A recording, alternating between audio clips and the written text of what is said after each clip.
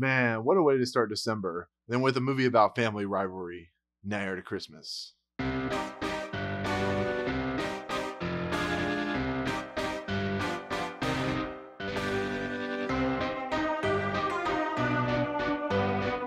What's up, guys? Welcome to Movie Importance, movie review of The Favorite, the newest film from director Yorgos Lanthimos, and stars Olivia Colman, Rachel Weisz, Emma Stone, and Nicholas Hoult. So the story behind this movie is Queen Anne, who is played by Olivia Colman. She's frail. She has diabetes because every time she eats something with sugar, she throws it up. And so Lady Sarah, who is played by Rachel Weisz, she takes care of Queen Anne. She's kind of her mouthpiece. She's become a very popular figure in England. She's kind of like rose to power. So, this is all true story. So one day, as she's taking care of Queen Anne, she gets a visit by her second cousin, basically, who's played by Emma Stone, who plays Abigail. And they Abigail wants a job. She wants help. She's in trouble. She doesn't have anything. So Lady Sarah hires Abigail and as a maid. And then one day, something goes down where Lady Sarah has to go off. So, Abigail goes in to help Queen Anne, and they start developing a friendship. Abigail becomes Queen Anne's favorite, which is what this movie is entailing. It's entailing of two rivalry, siblings in the family. And things start to turn on its head. Lady Sarah suspects that, Abigail is conspiring behind her, and then it comes to a head near the end of the movie, but which I'm not going to spoil because if you want to see this movie, you should see it. But the I want to preface this by saying before I get into what I think of this movie, Yorgos Lanthimos. I'm not the hugest fan of him as a director. I just want to put that out there right now because I've seen The Lobster, I've seen Killing of the Sacred Deer. I don't find those movies fascinating at all. I think they're kind of boring. They're very tedious. I think The Lobster, as much praise as it gets, I don't think is as good as it gets. But I understand why people like it. I understand it because of the style he's creating, the direction he's going for, the shots he's taking, just the overall writing. It's kind of like in Bruges. I think Colin Farrell is a great actor, but I think the movies that he's in, like in Bruges and The Lobster, are not my cup of tea. And that's just where that's where his Yorgos Lanthimos comes down to. It's just not my cup of tea, but I get why people like him. But I saw the trailer for this movie. I really liked it. I thought it was very interesting. It's very energetic. It's actually one of my favorite trailers of the year just because I like how music can play into a trailer and kind of give it mood and setting. I like the weird angle shots that he was going for in the trailer. And that's basically the movie. It's a movie of a lot of fisheye lenses, which is you'll notice it where it has like a weird shaped look where you can see a lot of things. There's a lot of camera dolly movements, which is the stuff when it pans in on the movie itself or on the characters. There's a lot of wide shots where the camera just goes from here to here. And I like that kind of stuff, but I was going into this movie skeptical. I love the actors and actresses in this movie. I think, Olivia Colman, I don't know much about, but I liked what I've seen of her before. Rachel Weisz is one of my favorite actresses. Emma Stone's amazing. Nicholas Hoult is coming to his own ever since, everything he's done from X-Men to Mad Max. And I didn't was excited for this movie. I'm not gonna lie, but I have the trepidation with Yorgos Lanthimos that I want to love it, but it's too offbeat and eccentric for me.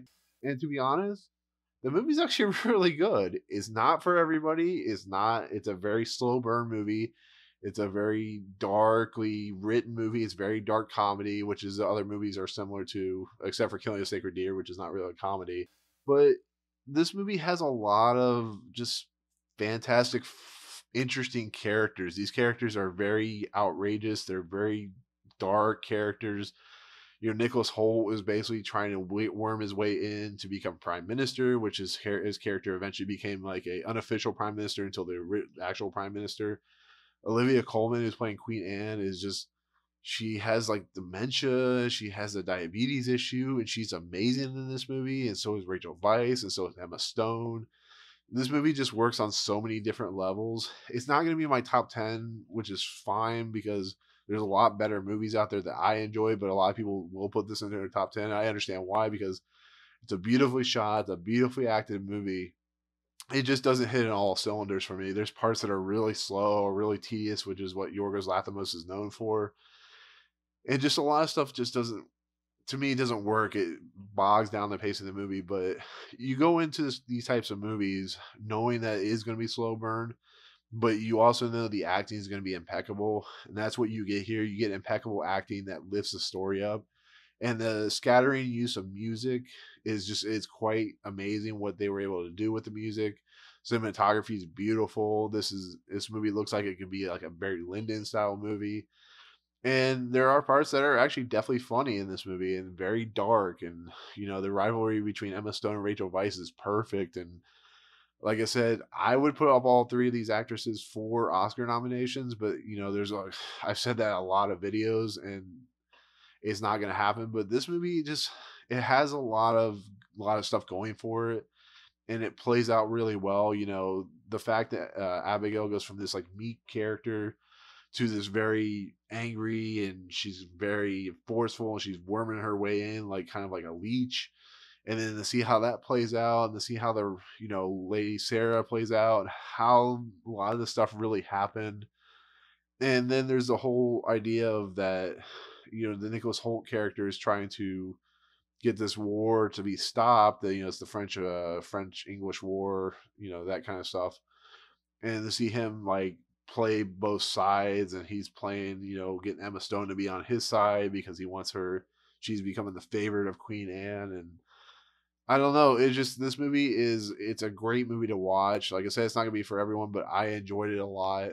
I felt like this is a movie that has a lot going for it. It's well written. It's impeccably directed. It looks good, and that's kind of what I was hoping for.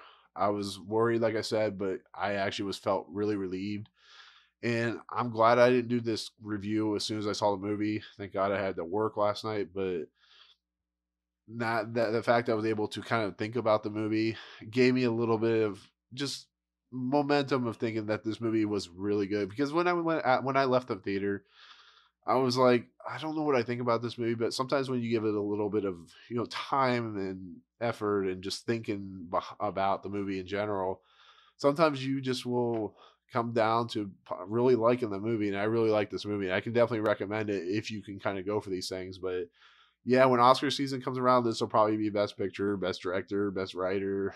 Probably be some Best Actresses nominations. But like I said, it's definitely worth watching. So, but that's it. That's my take on The Favorite. If you like what you see, always remember to rate, subscribe, check out the YouTube channel, Facebook, and Twitter.